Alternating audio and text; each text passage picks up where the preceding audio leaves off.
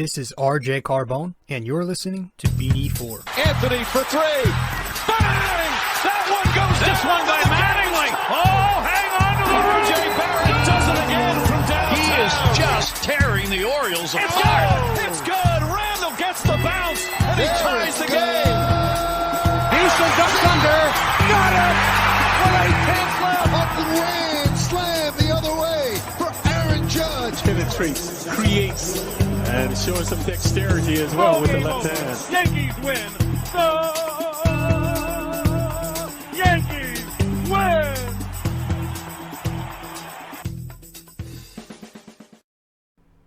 Episode 2. This is rjcarbone of the podcast tonight.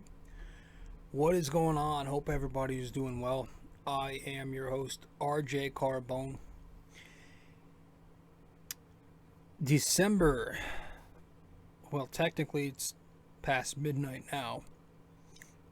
Not too long ago, just got finished watching the Knicks. So December 15th on a Wednesday morning, early morning here as I'm recording this podcast, and as you are listening, it is also December 15th, the very earliest. The Knicks continue to lose, and we're going to touch on all that. But it's tough. It's tough, especially, we're getting to a point now where it's a large sample size of games. So you can't really use the it's early excuse. Usually fans, media,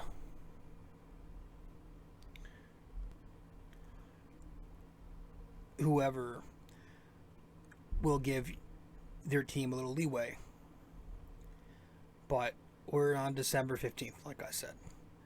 The Knicks are 12-16, so we're about 30 games through. Almost 30 games through. We're 30-something% of the way through the season. You can't use that excuse. You can't use the excuse that, a couple new players to the roster. We're still trying to get some chemistry and gel on the court. That's out the window. That's gone. I let you guys know I gave the Knicks to the quarter mark of the year. That's well past now. We're at a point where this is probably the team we're going to get. This is the Knicks team we have. And unless they make some major changes, which we're going to get into a little bit later in the show tonight, this is what you're going to get. And this current team, it seems like it's a draft lottery team. And nothing more. Hopefully, if they don't play well this season, they're not one of those teams who hang in the middle, just missed out in the playoffs, but isn't really good enough to get a top lottery spot. If we're going to go down this road of being bad, let's continue to just play the kids and be bad instead of just wasting our time being counterproductive playing the vets. And we're going to get into that. Okay, so we're going to get into a few things. Knicks take their 4th straight loss tonight. We'll talk about it all. Welcome to the podcast, guys. Welcome to BD4, where there's no better way. No better way to get your Yankees and Knicks analysis. I'm your host, rjcarbone. If you have not yet subscribed to this podcast, you can do so wherever you get your podcasts. If you listen to us on Apple Podcasts, Spotify, SoundCloud, or sponsored by Anchor,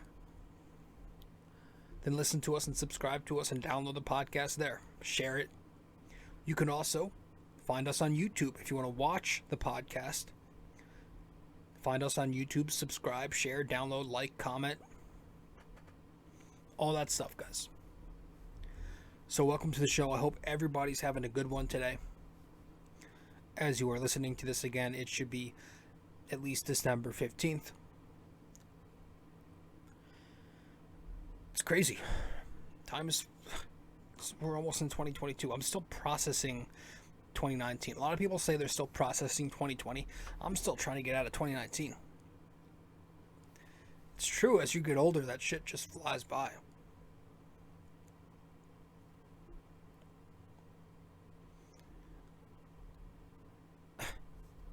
It's crazy. So yep. Also, of course, you guys can follow me on social media: Facebook at rjcarbone, Instagram at rjcarbone.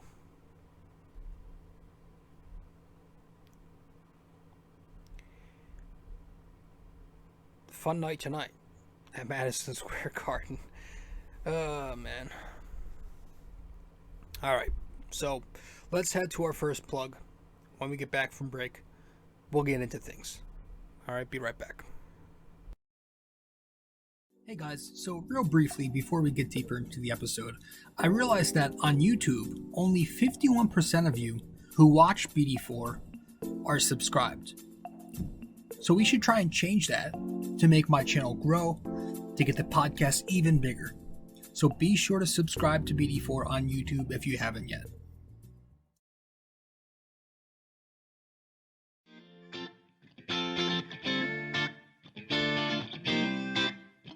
So if you guys want to follow me on social media, be sure to do so right now. I'm on Facebook at rjcarbone, and I'm also on Instagram at rjcarbone. Once again, if you want to find me on Facebook, that is rjcarbone. Instagram at robjcarbone.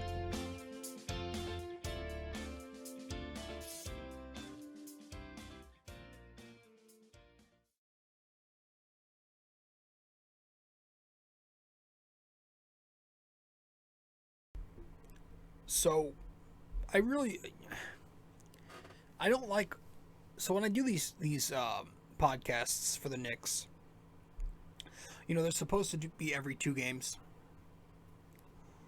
and I usually stick to that schedule.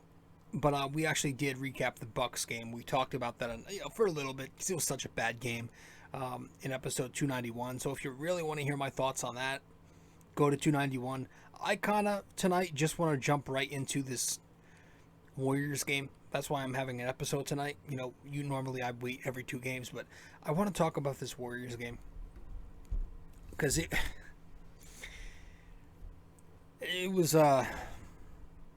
listen, we knew we weren't going to win, but when you consider everything else, it just piles on top, and now we've lost 4 straight, and we're 12-16. Like I said, it's just one more.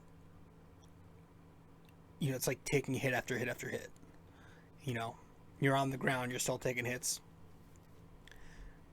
It wasn't good.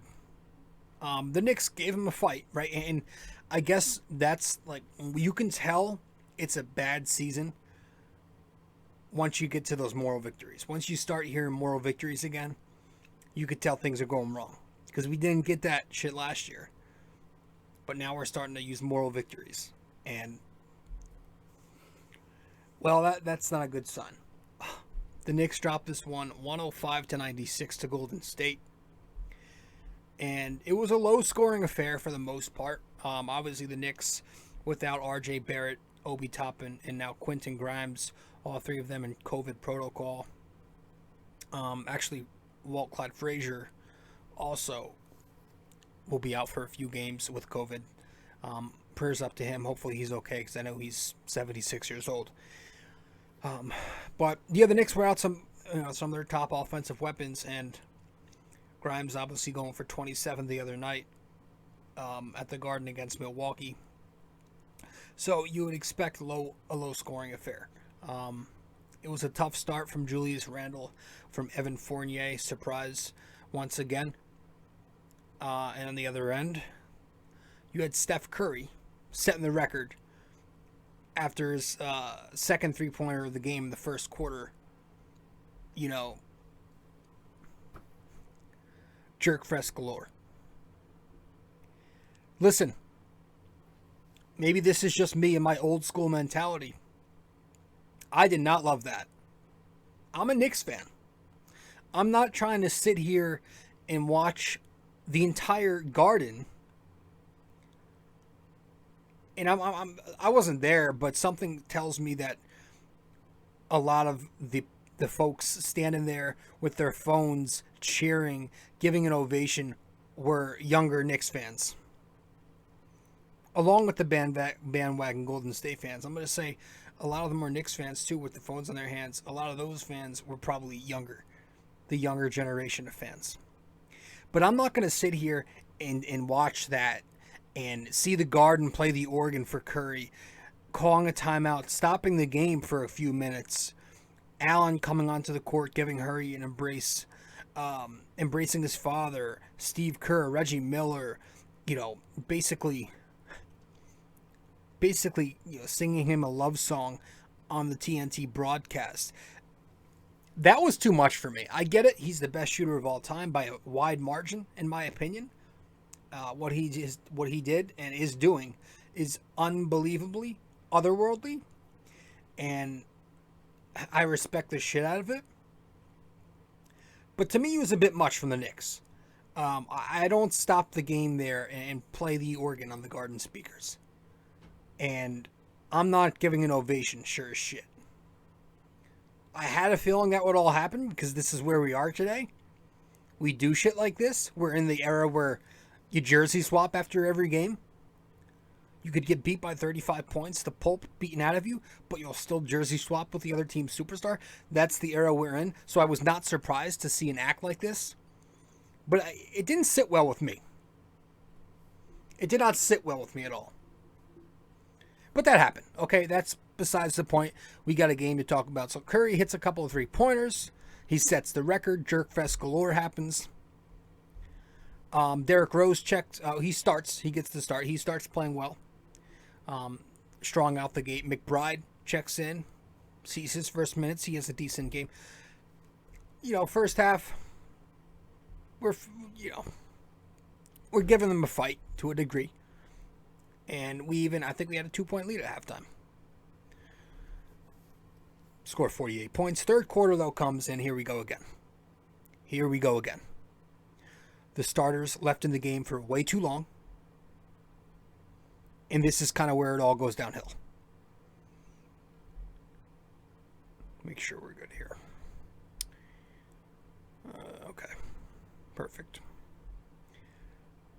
Oops. Hold on. Sorry, we're freezing up. We're good. Third quarter of doom. The starters left. Thibodeau just leaves them in way too long. All hell breaks loose. We end up scoring 16 points in the quarter. And before you know it, we're going into the fourth, on the brink of a blowout. Golden State, their offense torches us in the fourth quarter. 34 points. Our defense is Our defense is over-rotating. It just doesn't look too good. And then we lose the game by 9 points. Overall, we lose the field goal percentage battle, 46% to 36%. I thought that stood out to me. Also standing out was the rebounding battle, of course, losing it 49 to 35. And then, despite Golden State turning it over 12 times, we only score 10 points off those turnovers. Curry gets 22, Wiggins 18. Those were the two leading scorers.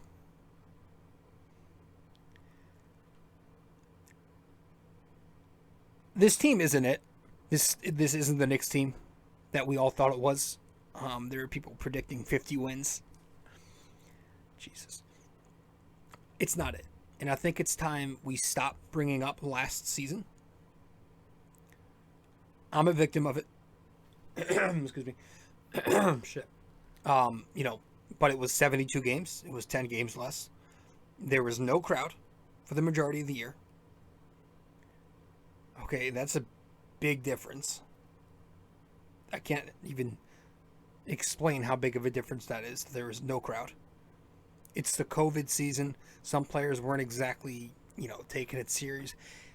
There was a different energy with that team too. That's the biggest difference to me. And you'll hear Breen say this a lot. That team had an intensity to them. They had a grit. This team doesn't have that. They don't have that identity where you're going into the Garden as an opponent and okay, well, we got to step up our game because the Knicks are going to play hard defensively. This team does not play hard defensively. This team is not that team. No. These guys don't show up every night. They're not going to fight you tooth and nail all the time. So the eye test is clear as day that this team is day and night different than last team, despite the similar records at this time. Blah, blah, blah. Yada, yada. So the eye test shows you right there. The net rating's probably way worse. I have to look it up. So on paper, I don't even think they're that good statistically. That much better or similar. This is way worse of a team. Way worse. And it's not even close to me. Randall and Barrett were playing good last season, even at this time. They're not playing nearly as well. We already have Derrick Rose. Remember, around this time last season, the Knicks made that big trade for Derrick Rose. We already have him, and we're still playing poor. This is the team we have. We are seeing right now. We're actually worse, because after that 5-1 bing bong start, the Knicks are 7-15, which is worse than losing 2 out of every 3.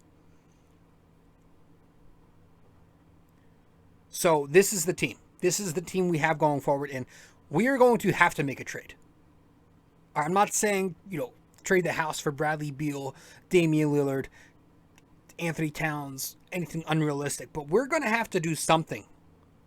We're going to have to make a trade or two, some decent ones, to spark things up a bit here, if we are going to continue to try and contend. Okay? This is going to have to happen. And honestly, yes, I'm still hoping there's a chance for Miles Turner. The offense needs a different look, and he provides us with that. I'm getting sick and tired of Mitchell Robinson and his shit body language. His lackadaisical play sometimes on the court. His immaturity on social media, which has been a thing since he came into the league, by the way. It's not just recently with his Instagram story, talking about his plus minus. This has been a thing on Twitter a couple of years ago. Last year he did it. Instagram, Twitter, Snapchat. He does this. He's had an immature problem. Go back and look it up. He's immature, and I'm getting tired of it. Because on the court, he's not backing it up. And there's one thing if you do that and you back it up on the court, but he's not living up to it. I'm tired of looking at the box score every game and seeing Mitchell Robinson, 6 points, 6 rebounds. Nerlens Noel, 0 points, 1 block, 4 rebounds. I am sick and tired of that shit. We need a different look on this offense, and Miles Turner at least provides us with that. So I would go for it. If the price is right, sure, I would go for it. We have all these bigs who haven't exactly played plus defense either. Okay, so with all the talk on the lack of offensive production from Robinson and Noel, well, they at least play great defense. No, I would say they're playing below average defense this season. And on top of that, they can only, and I literally mean only, score at the rim when they do. But in the meantime, can we play Obi Toppin more once he gets back? It would certainly help. Yes, I know Obi's defense isn't otherworldly either, and yes, his jump shot is certainly not on point yet. But he's a scorer, and he does it a lot. He can actually produce double-figure points. He can actually do that. He's athletic. He brings you energy and activity to this otherwise completely dead offense. And the Knicks are a plus when Obi Toppin takes the floor. But back to what I was just saying. We have all these interior-minded bigs. Noel, Mitch, Gibson. Even Randall can get baskets at the rim. But our offense just doesn't do enough. We need a different look. With all these bigs who can score at the rim, I was looking it up. We're still just 25th in pick and roll man frequency. 5% of our possessions end in the roll man finishing.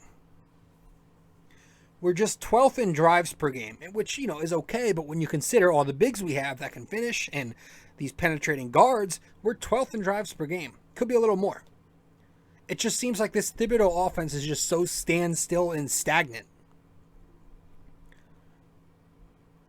We're 29th in cuts.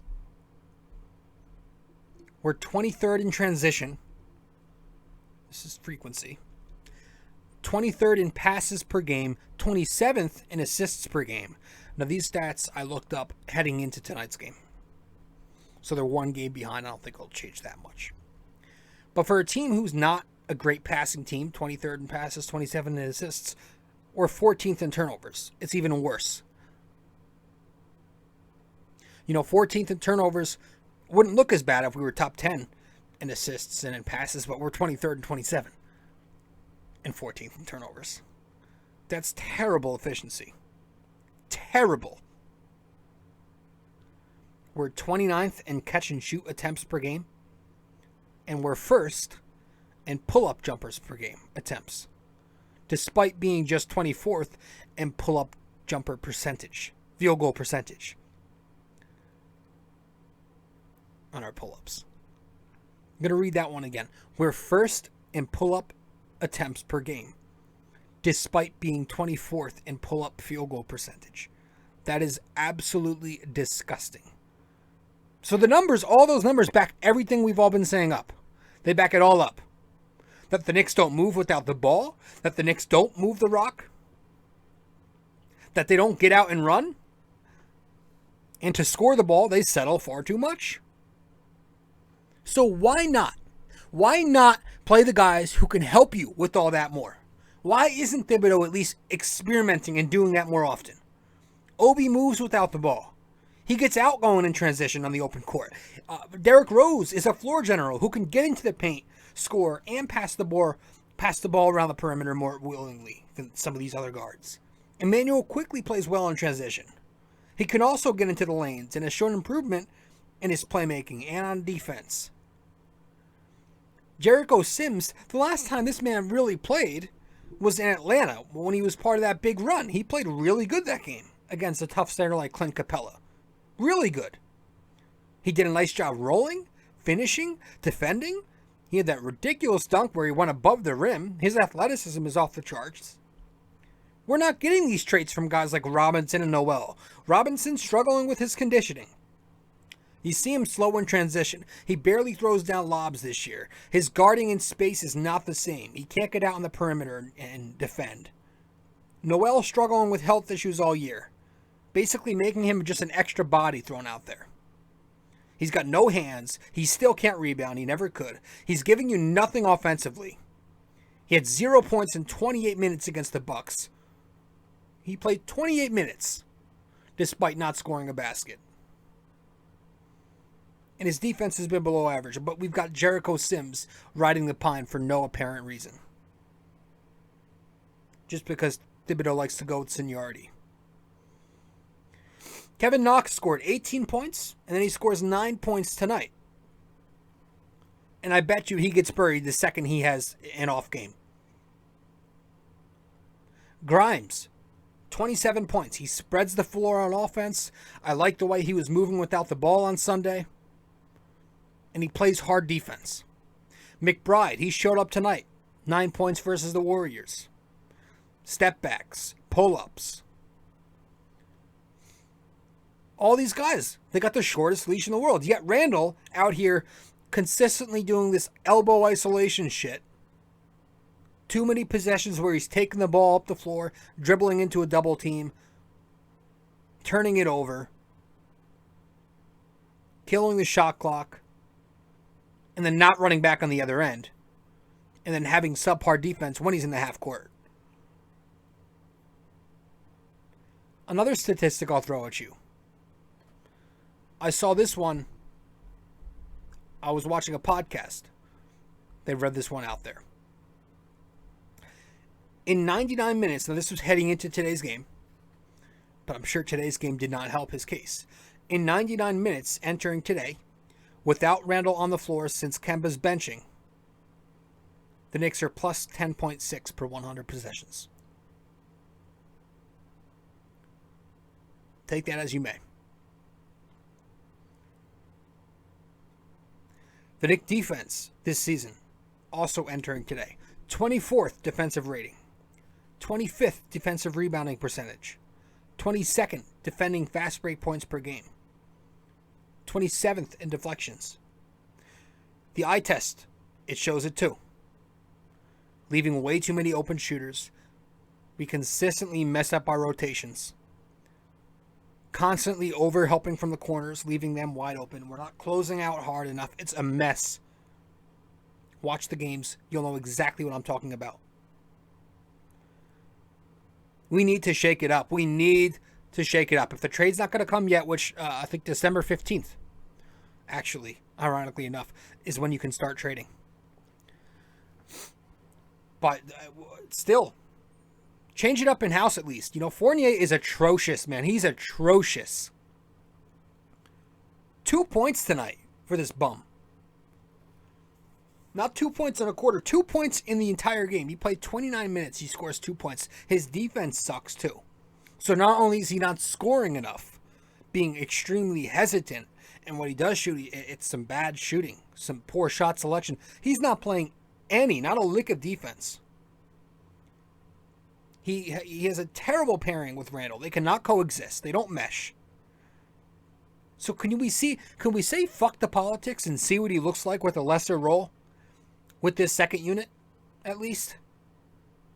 Give Burks or Grimes the 2-guard spot. Hell, Kevin Knox is playing better than Evan Fournier right now. Kevin Knox.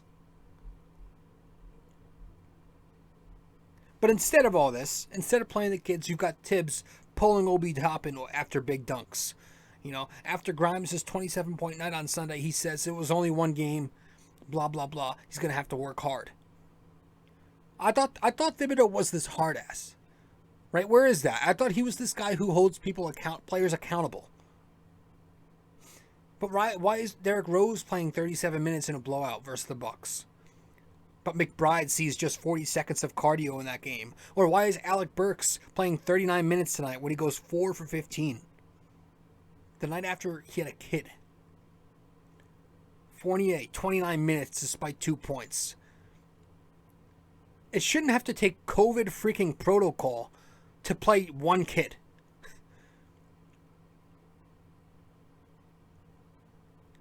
So that's my biggest knock with Thibodeau. If you haven't noticed, that's my one knock. It's the offensive scheme and the rotation. Those are my knocks.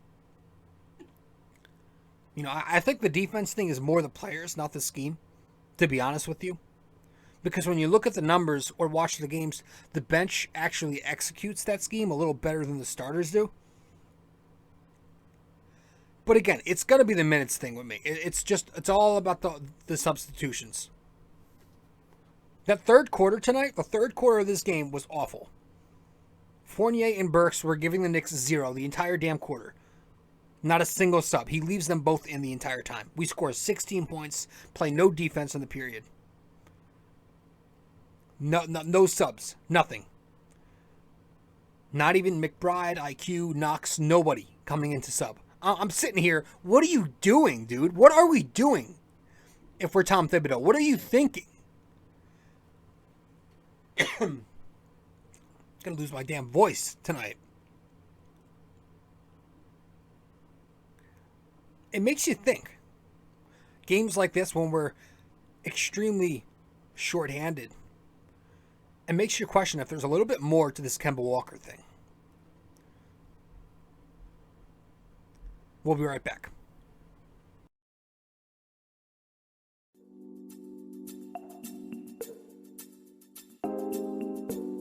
So BD4 is on so many platforms to listen to.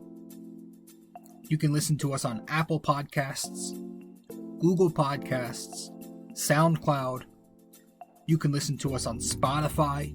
You can find us on our sponsor, Anchor, and many other listening platforms as well, wherever you get your podcast. But we are also available to watch on YouTube. So if you want to watch us on YouTube, go subscribe there. But if you prefer to listen to us, again, many listening platforms. Just be sure to subscribe, download, give us a rating, a review, comment, share the podcast, and all that fun stuff. This is BD4, where there's no better way to get your Yankees and Knicks and L's. Hey guys, I hope you're enjoying this episode. But first, I also want to let you know I have another blog. The blog I'm writing for is on ultimatesportsnetworks.com. titled The Bomber Bocker Blog. If you want to go subscribe to this blog, you should do so using my promo code 6A2841ERJC. Using that, you'd get a discount, $7.99 a month, to get the best Knicks and Yankees opinionated content around. Once again, guys, the Bomber Bocker Blog on UltimateSportsNetworks.com using promo code 6A2841ERJC, $7.99 a month.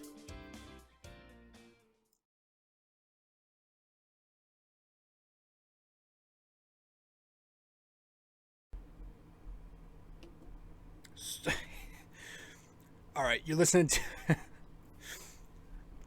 BD4, episode 292 of the podcast. If you haven't yet subscribed, be sure to do that right now. You can find us on Apple Podcasts, Spotify, and many more listening platforms. Or you can watch the podcast on YouTube if you haven't yet. Subscribe, download, rate, review, comment, like, share, all that fun stuff. Makes you think like it's something more to this Kemba thing. You kind of like what I'm thinking here. I'm thinking, is it something like when Carmelo Anthony was with the Oklahoma City Thunder?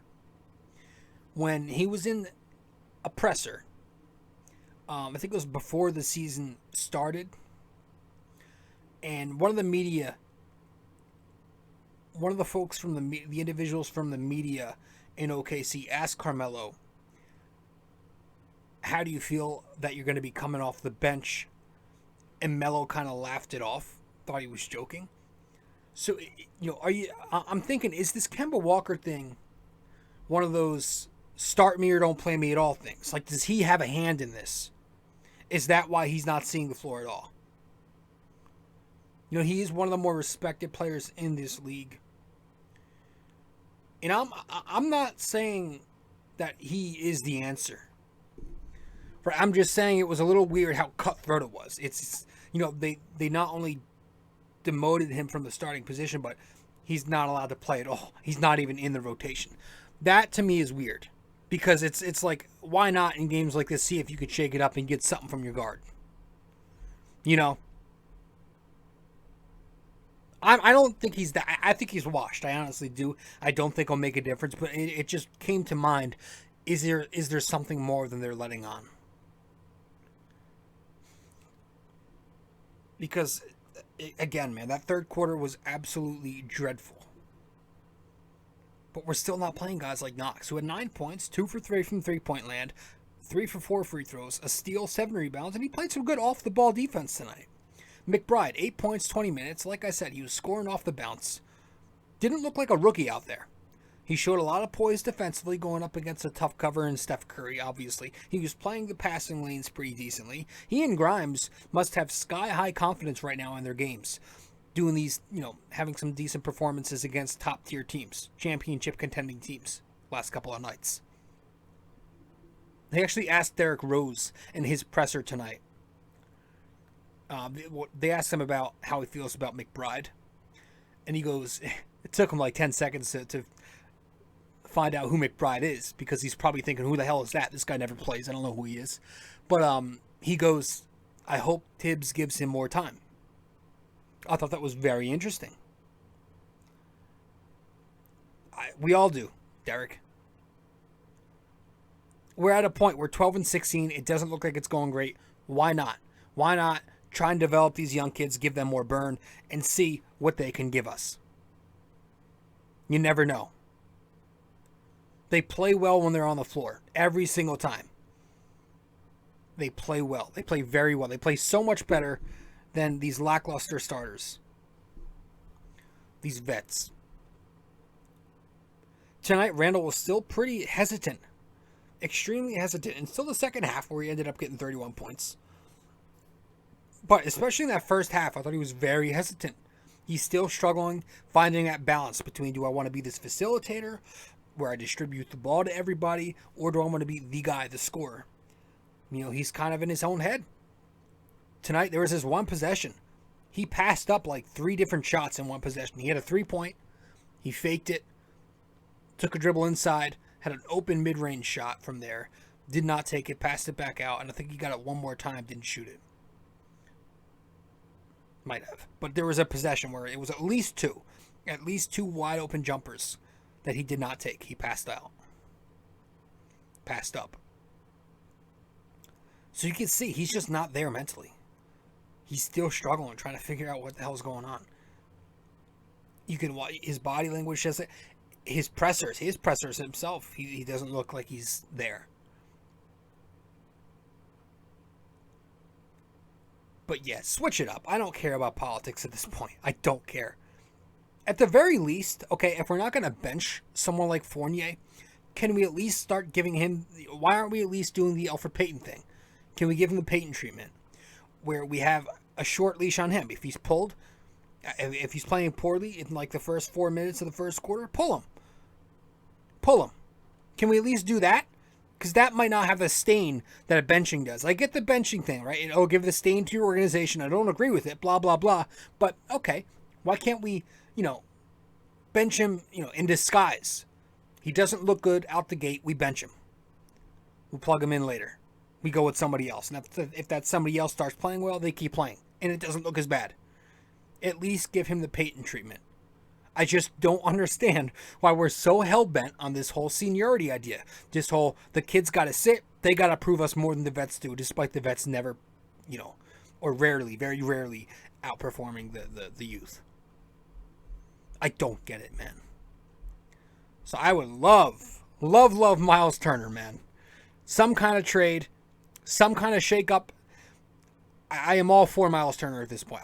Again, it's going to take, going to have to be our price. I'm not willing, I don't know that I'm willing to give up Quickly and or Toppin yet. Those guys I'm really high on, especially Toppin, what he's doing this year. But I'm tired of Mitch, his whole shtick, acting like a high school athlete on social media, just immature. I'm tired of him not producing, tired of looking at the box score in the center category and seeing these single-digit efforts and points, if even, and 6 or less rebounds. And just because they get a block or two, we're hyping them up. I'm tired of that shit. Get me a stretch 5. That would be wonderful to have Miles Turner. Is he the most necessary piece? No. But he gives the offense a different look, and he makes the Knicks better today than they were yesterday. So get me Miles Turner if you have to.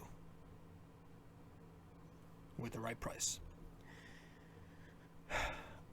Speaking of trades, yep, I'm going to go there. I don't want to spend too much time talking about this kid because I just don't want to. Obviously, there's a lot of talk on Ben Simmons.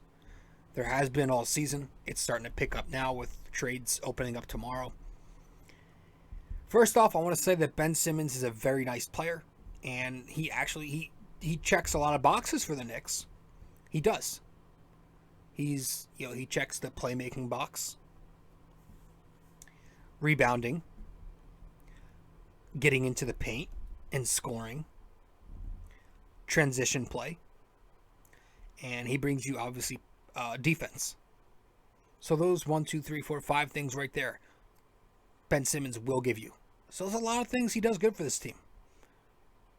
And I keep thinking of that, and I'm like, maybe, But then again, I think about the negatives. He's obviously got some mental health issues right now.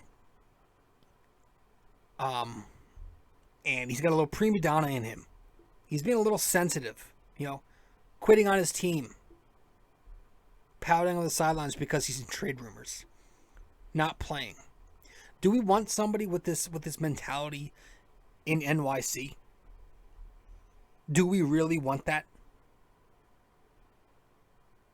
Someone with Markelle Fultz syndrome who cannot shoot, refuses to work on his shot. As a freaking point guard, your lead freaking ball handler, not even attempting jump shots outside of the painted area. Do we really want that? Do we want, Elfrid Payton 2.0? I know he's better. Yes, I know. But I just... Shooting to me is something you need, and you're basically putting a center at point guard with guard skills except for shit. He can't shoot worth a shit is what I'm saying. We don't want that. He's going to be a liability at the end of games. We see how much of a liability he is in the playoffs. Did you see him in the postseason? Do we really want that? I can't believe some Knicks fans actually really, really want this guy. He can't shoot worth of shit. And he won't work on it in practice or the game. He doesn't and won't. You can't get that from a point guard in today's game. In today's game, you want that as a point guard? Your lead guard? And on top of that, for this price, we're going to be paying the rest of his $33 million this year. Then $35 million next year, $37 million the year after that, and then $40 million on the final year of his deal. So you got the contract, and you take into account you're making a trade with Daryl Morey, a win-now GM who gets whatever the hell he wants. So he's going to be asking for the Kings' ransom. I read an article in The Athletic. I think it was Woj who put it up there, saying that he's asking for an all-star player and or 2+ first-round picks. And I'm thinking that, with the Knicks, so it's not going to be Julius that's in this deal. We just extended him, and the whole point of kind of, trading for someone like Simmons is to get Julius going. So he's not going to be in the deal. But it's going to take, if you consider Julius and his contract is not in it, then it's going to take a lot of that roster. It's going to take the Knicks having to gut that roster, plus a boatload of picks as well. But yeah, to make this, to match salaries, we're going to have to gut a lot of this roster. Fournier's contract is going to have to be in there. Kemba's $8 million will be thrown in there. Maybe Kevin Knox. RJ might even have to be in there. One of Obi and IQ might be in there. Plus at least 4 first-round picks. So I don't know if there's a rule. I think I heard somewhere that there's a rule that you can't trade consecutive first-round picks, so we can't do that freely. We have to kind of maneuver. We have a lot of picks anyway, but I don't want to give up that much, pay that much for Ben Simmons. I'm not doing that for a guy who cannot shoot and has not really upped his game or proven himself. Right? Over the course of his career, he's had a lot of good scorers, shooters. He's had Embiid. Tobias Harris. He's had Jimmy Butler by his side. J.J. Redick. Danny Green. Seth Curry. Shake Milton. Dwight Howard off the bench for him. He's had a lot of good scorers by his side. But his teams are never winning in the playoffs. I'm not doing this for a guy who cannot shoot the ball. That's my drive home point. I'm not paying all this money and getting rid of all these future assets for a guy who cannot shoot the basketball. It's bizarre to me how people want him this bad. And I don't think it'll happen. It's just not the Leon Rose way. When has Rose ever shown that he's very eager? Usually he tries to be savvy and patient. And there's also the whole CAA versus clutch sports politics thing going on. But I mean, could you imagine the after effect of it all? If you want to trade for Ben Simmons, could you imagine the after effect? You got your roster, you got your future picks to build around Randall and Simmons. Randall and Simmons as your core? Yeah. I mean, we're talking LOL Knicks. That's it right there. Get the hell out of here. So yeah, if we're talking trades, I want Miles Turner before I want anything else. Realistically, that's the most realistic option out there, and that's the one I want if we're talking trades. I'm tired of Mitch. But I don't want Ben Simmons. As much as we want a point guard, we're going to have to wait. We're not getting Ben Simmons. I don't want Ben Simmons. But this team does need a shakeup. They need to get it going. So do something. Right. We have to make a trade. We do have to make some trades. Okay, even if it's for some role players. Even if it's not Miles Turner. We have to make a trade. But in the meantime, we've got to shake up this lineup more. Get Rose at the starting point guard spot. I want Burks at the 2. I want RJ at the 3. Randall and Mitch to round it out. Off the bench, I want Grimes, McBride in there somewhere. Fournier, throw him on the bench. Get Kemba back in the rotation if you can. I don't fucking know. But that starting lineup is what I want. And I want to see Grimes get consistent rotation minutes. He's your first-round draft pick. Kevin Knox, hell, get him in there. He's producing more than Fournier. I don't care at this point about politics. Sit Fournier if you need to. I don't care. Get him out of the starting lineup at the very least. Look, I have a lot of respect for Thibodeau. I like him. I'm not one of those guys who want him fired. But to say he's been great this season, no. I don't think he's been coaching this team very well this season. I think he's had a lot of issues this year. The rotation is starting to show. You know, last year we got away with those robotic rotations because the team played hard every night, okay? So this year they're not exactly doing that. And Thibodeau isn't getting away with it. So that's my take. Wrapping this thing up with the NYY-NYK question of the day. Last time in 291, I asked you guys, in 1995, which way did Pat Riley infamously leave the team? And the answer to that question is by fax. He did it by fax. F-A-X, fax. This question, tonight's NYY-NYK question of the day for episode 292. I want you to name the 4 teams the Knicks faced in their 1998-1999 playoff run in order. Name the 4 teams the Knicks faced in the 1998-99 playoff run in order. All right, so let me know on Instagram or Facebook, and I'll give you a shout out in the next episode. Guys, thank you for tuning in to this episode of BD4. I am your host, RJ and I'll see you next time. Ciao.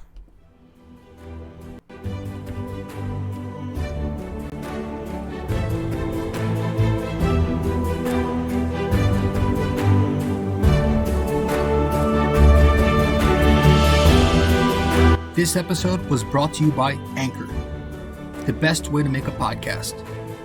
It's podcasting made easy. Download the Anchor app or go to anchor.fm to begin your own podcast.